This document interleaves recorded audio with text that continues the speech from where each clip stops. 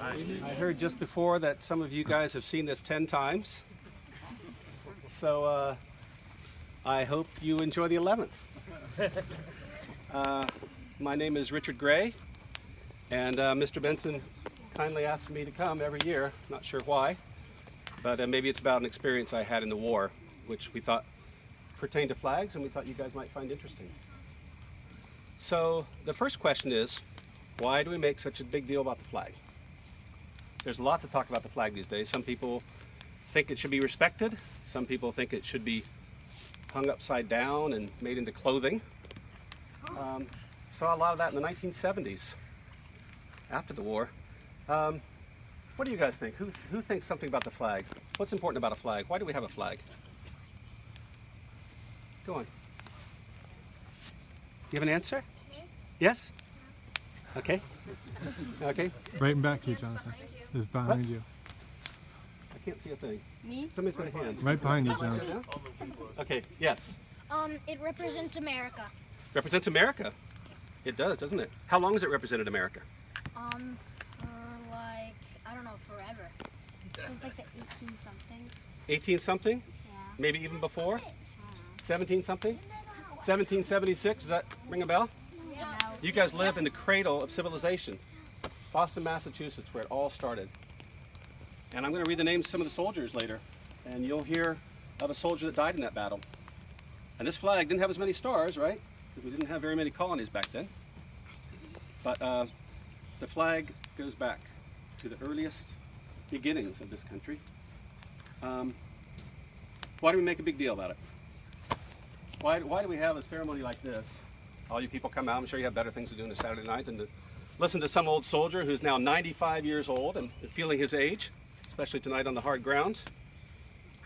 Why do we do that? Yes? I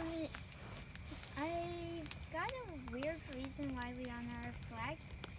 If we didn't have an American flag, we would all be known, America would be known as England. Ah, well, we don't want America to be known as England, that's for sure. Well, let's take a look at this flag. Just cloth, right? Nylon. It's no different than the cloth that makes up a shirt. So when it's done, why don't we just throw it in the trash, or give it to the thread people at the boxes at the schools? Why do we make such a big deal of it? Does anybody know why? Can't touch the ground. If it touches the ground, then you have to either burn it or bury it, right? What else do we bury?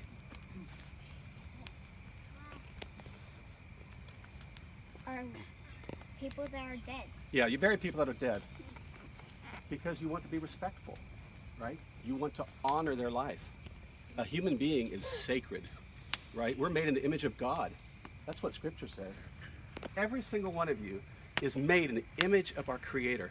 Isn't that amazing? And when we all die, as we all must, we don't want our bodies thrown in the garbage, right? We want to be buried.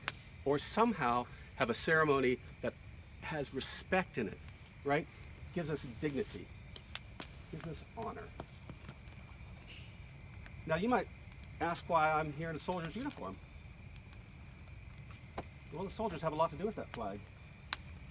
In every war, there have been soldiers that have sacrificed everything, including their lives, so that boys like you can come here and have a ceremony.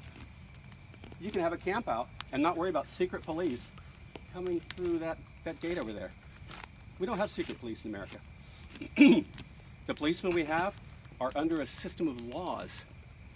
And the laws are made by people that we elect. It's a democracy, right? That's what the very first battle was about.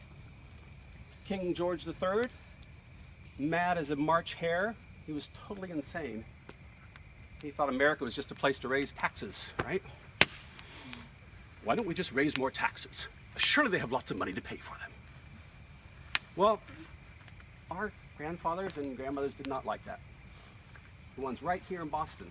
I'm pointing over there because that's the way to Boston. That's where it all started.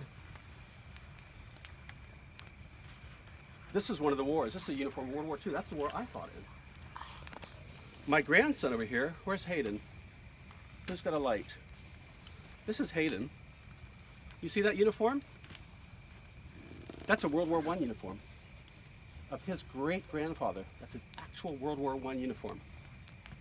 Because soldiers in every war fought for this flag. So the battle I was in, the reason it's personal for me is because I had a really good friend. Can I take a few minutes for the story? Is that all right? Okay. We are in a place called Fayed Pass. It's in Tunisia. And actually Beckett and Hayden, they were there this summer to see that where I was shot, where I was captured. It was a night, it was kind of like this. You hear the crickets? Right? We had a fire just like this. It was a little cool.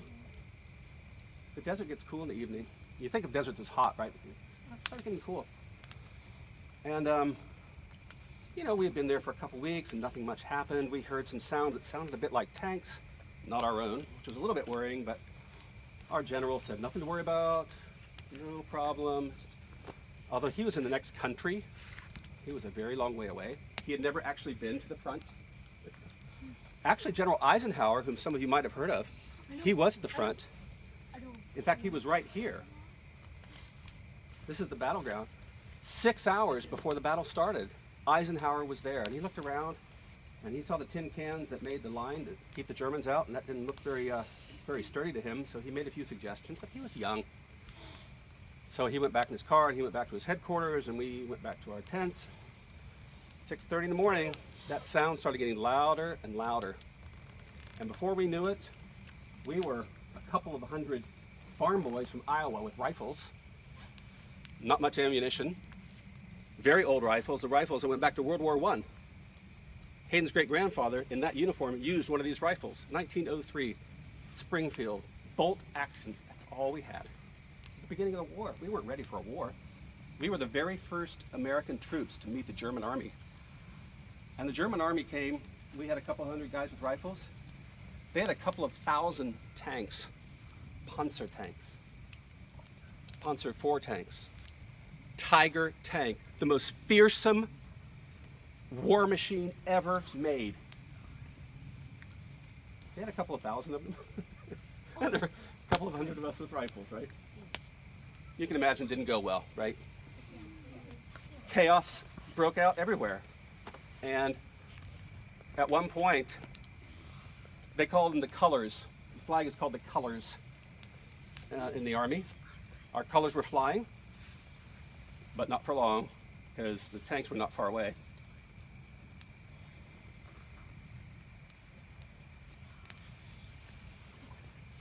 And my friend, Russ Finney, he decided he was going to save those colors. So he went out and he saved those colors and he brought them back. But on the way back, there was a German sniper. It was the same one that a few minutes earlier had got me in the neck, but not bad. You know, just a flesh wound, really. But he was hit in the heart. After that, the tank started firing, and all hell broke loose, literally. Back in Tunisia, where Beckett and Hayden, and actually Mrs. Gray is over there somewhere, they went to a cemetery, and they found the name of Russ Finney. It was on a wall. It was not on a gravestone because they could never find his body. So that sacrifice multiplied millions of times throughout our history. That is why we give honor to this flag. You'll see these flags, they're tattered, they're torn, some of them are faded beyond recognition. Some of these flags I get, they look like a piece of white paper. They've done their duty. They've done their duty. They deserve a proper ceremony. They deserve to be buried or to be retired into a fire, which are the two authorized ways to dispose of the American flag. There's lots of regulations about this flag. Please read them. Please do not fly this flag in the rain. Please do not fly this flag in the dark. It is forbidden. You will see it on every street around here. Every single street. But please don't do it yourselves. They deserve to be respected and treated in the manner that the regulations set out. They're very clear, very clear. And this is one of the most important parts of them. So there are lots of parts of Medfield that give us lots of flags. We're going to retire 27 tonight. I think one year we retired over 50. We do this every year. Boy Scouts do it as well. At least Troop 89 does, and a lot of times in the camporees with lots of units. So if you have a flag that needs to be retired and you don't know what to do with it, bring it to the Orange House at 87 North Street. Put it there under the mailbox. A lot of people do that. I will bring it here, and the next year we'll retire it in this fire. So that's the story. That's why we do this. So what we're going to do now is a few things. First of all, we're all going to stand. I'm going to describe it to you, then we'll do it. I'm going to call you to attention. And tonight, even though some of us might not be in uniform, Scouts, certain ceremonies you're allowed to salute even when you're not in uniform. This is one of those ceremonies. So every Scout's going to salute. And everyone else is going to put their hand over their heart. We're going to sing taps. Not yet. I will call you to attention. We're going to sing taps. Taps is what is played at every military funeral since the Civil War. And it has words. You guys might not know that, but we're going to sing the words. After that, we're going to come down from attention. The first 6 flags, which will be brought forward by the Webelow Twos. With each one of them, I'm going to read the name of the first soldier to die in that battle. Because these soldiers, you know, they go off to Iraq, they go off to Afghanistan, we hear numbers on the news. It sounds like statistics, right? No, these are real people, right? Russ Finney was a friend of mine. So we're going to read 6 names. The first soldier to die in each major battle in America. And after that, we're going to retire the rest of the flags, one by one, in total, complete, and utter silence. Because that's the way we show respect. And then, as Mr. Benson said, when it's done, we're going to quietly retire without a word till you get past those floodlights at the far side of the shack. Because other people will still be here being silent. Right?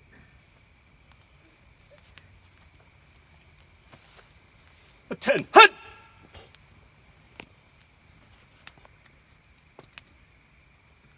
Day is done, gone the sun, from the lake, from the hill, from the sky. All is well, safely rest. God is nigh.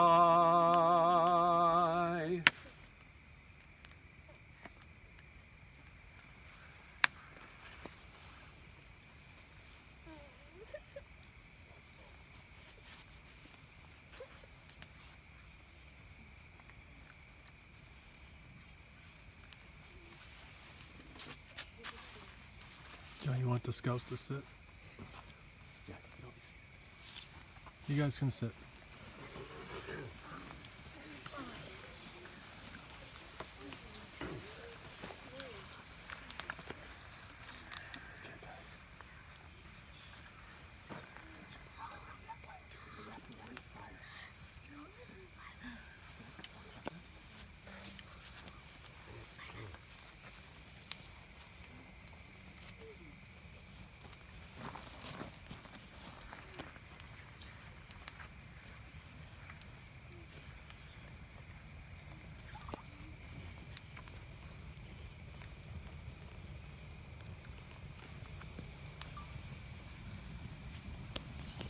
They have to be burned till every recognizable part of the flag is gone. So you're going to see us put a lot of wood on this fire.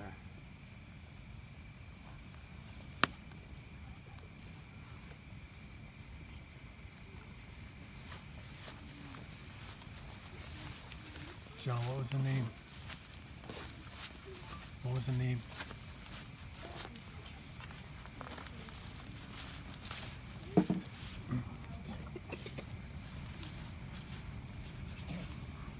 Isaac Davis, the Battle of Northbridge.